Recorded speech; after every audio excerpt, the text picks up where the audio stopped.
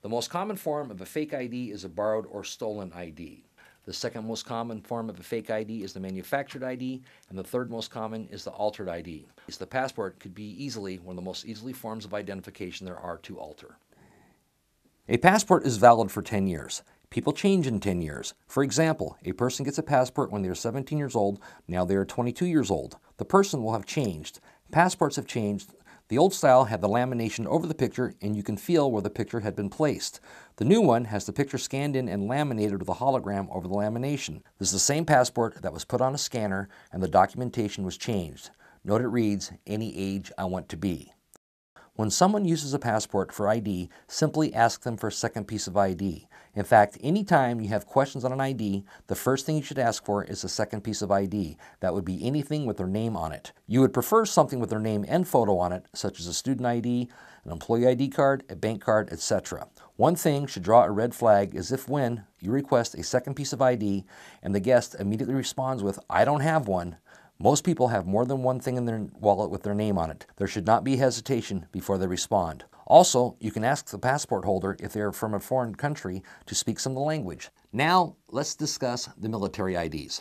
Anyone who is in the military is very proud of that fact, and they should be. There's a good chance that they will show you their military ID. There are a couple of different styles. This style of military ID comes in different colors. You'll see a lot of pink ones and tan ones, as well as a blue one and a gray one.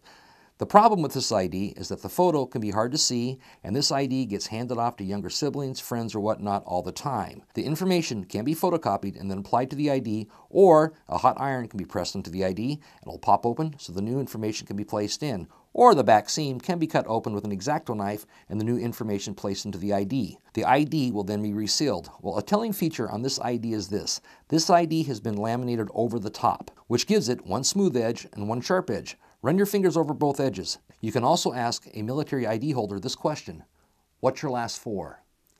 Everything and anything somebody does that is associated with the military is with the last four. If you ask them what their last four is, and they look at you with a huh, they are not in the military. Now let's discuss the new military ID. The new military ID is a credit card style.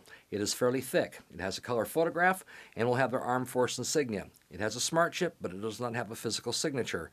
Instead, the signature has been encrypted on the chip, so it is on the ID. When you look at the back of the ID, it has a ghost photo with their information typed around the photo. This has a tendency to rub off, or it can get erased off. They can then change the birth date using stencils. To make it all easier for you, when you see any military ID, simply ask for their driver's licenses. They probably have one on them. Now let's talk about the Oregon State driver's license and identification cards. Now, when you first get your new driver's license or identification card, you do not get it immediately. It comes in the mail within 5 to 10 days. Until then, you'll be issued an interim card. The interim card is acceptable as a standalone identification. However, it is up to you to accept it as a standalone ID. Check with your manager for your establishment's house policy regarding the interim card. The interim card is only valid for 30 days, so be sure to check the expiration date. To protect yourself, we suggest that you ask for an additional piece of ID when accepting the interim card for ID. Could I get a Walker Black on the rocks? Ooh, drinking good. I see your ID. Yeah, sure, no problem. Ah, your new one. Got your old one with you? No, I lost it, so I got a paper one. I had to go to DMV today. Lost my whole wallet. That sucks. What happened?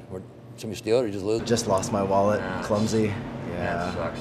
You got a credit card or something, man? Just cash only, man. I lost my wallet. You know, I'm not feeling comfortable just take the paper one by itself, and I'm going to ask you if you could sit in the dining room. I mean, got great food specials in there. I can even give you happy hour prices in there if you'd like to, but I just can't let you sit in the lounge tonight until you get another ID. There's nothing you can do for me? I really can't. All right, well, thanks, man. Appreciate it. Remember, tell the waitress that you get the happy hour prices. Okay, thanks. Thanks, dude.